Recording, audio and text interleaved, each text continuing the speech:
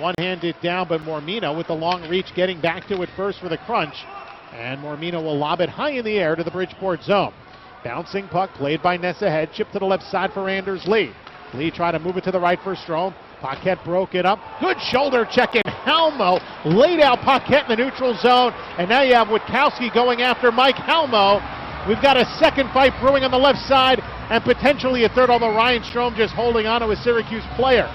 So Halmo and Witkowski going on in front of the Bridgeport bench. Meanwhile, the more engaging tilt going on along the far wing boards as PC Labrie has dropped the gloves with Anders Lee. And now you have Witkowski coming in with right hands on Mike Halmo, the linesman separating those two. You have Labrie and Lee in a pile inside the Bridgeport zone at 14:58 of this third period with the game tied at 5.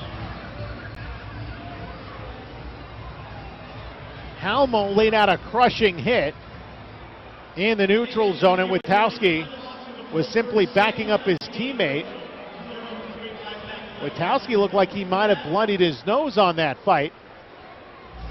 He gets a towel from the penalty box attendant. Witkowski was kind of checking. Halmo's going to leave with 5:02 remaining in this one. Halmo fired up, and I think it's because he's going to get attended to by trainer David Stickney, who follows behind as well as Anders Lee. They both exit. Witkowski goes to the box. Here's the replay on this one. If you're watching, Angelidis crushed by Cornell. I think that's just a hit of the game. That's not the replay of the fight. I want to see that. The hit of the game wasn't that one. It was what Halmo did to that Syracuse skater. And then the fights afterwards. So a slew of penalties coming up with this game tied at 5. Not sure if it's going to even itself out or if someone's going to come away with the man advantage. As a result, Mike Angelidis talking with linesman Paul Simeon. Aaron Ness wearing the A today for Bridgeport.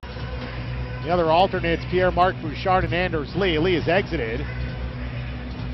Well, we'll see what all the penalties are. Witkowski sitting in the box with 5:02 to go. So Witkowski and Labrie dropping the gloves. Lee against Labrie. Witkowski fought Mike Halmo.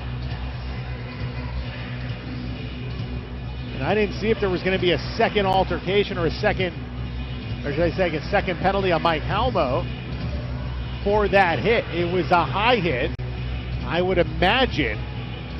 And they're not going to show it an instant replay here. Syracuse probably arguing that it's a head hit. If you don't show the replay, I'm not going to make a judgment call. Hard to tell in real time. That looked like a shoulder-to-shoulder hit. But that Syracuse player initially went down like a bag of dirt on Halmo's hit. So right now, if you're watching on AHL Live, you can see Rob Zettler on the right, Scott Pellerin on the left. Witkowski's in the penalty box. I don't see where PC Labrie is. He might have exited for Syracuse while I was watching Lee go to the box along with Mike Halmo. This has turned out to be a crazy one here at the Webster Bank Arena. Referee Nick Leduc right now talking with Scott Pellerin. And now Leduc is going to go over and talk to the Syracuse Crunch head coach, who will be the assistant coach at the upcoming AHL All-Star Classic at the end of the month. For finishing as the runner-up in the Calder Cup playoffs last year to Grand Rapids, their coach, the head coach. The All-Star teams announced earlier in the month, each team in this game with one representative. Now Zettler doesn't appear happy at all with the outcome of this. And the face-off is going to come back into the Syracuse crunch zone to our right. And an extra penalty. There is Tanner Richard in the box right now for Syracuse. And Richard is jawing at some fans in section 105. So the fans are giving it to Tanner Richard, who is serving an extra penalty. Bridgeport's going to get the power play here. It'll be their fifth man advantage and a chance with the game tied at 4-4 to reclaim it. Face off won by the Crunch. Kobaroff in behind his net will send it down the length of the ice as Kenny Ryder will play it deep in his zone. Aaron Ness out there with Jackson, Anders Lee, and Mike Halmo banged up, so a different power play look here for the Tigers. Here's Nesson across the line, down to the near wing corner, poked away. Witkowski receives 5 minutes for fighting and a 2-minute minor for roughing, served by number 71, Tanner Rich. So that extra penalty, the 2 minutes roughing on Witkowski. Otherwise, everything else, the fighting majors, Halmo, Lee, Witkowski, and Labrie. So everything almost evened out.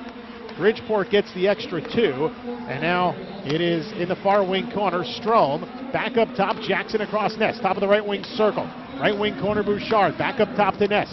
1:10 left in the penalty on Syracuse. Left wing corner in the slot. Pearson shooting, save made. Rebound, backhand try, he scores! John Pearson finishes off the hat trick.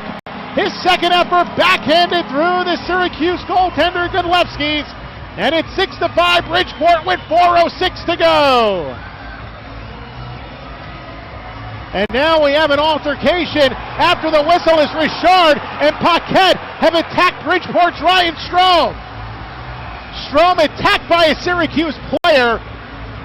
It has turned into a gong show on ice here at the Webster Bank Arena.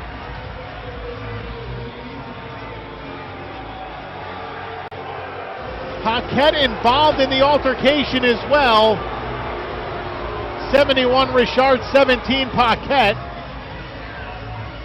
Strome had the great look from the left wing corner. Looks like he's going to leave as well. John Pearson is tied up with Joey Mormina. Strome is exited with 4:06 left to play. And this one's not over yet, folks. 6-5 Tigers, 4:06 left to go. The Crunch starting to goon it up. Here's a second look. Great look by Jackson to the corner. Strome, his first shot stopped. Second one scored. Here's the goal call. Tigers! Bridgeport Sound Tigers goal scored by number 23, John Pearson. His third of the night.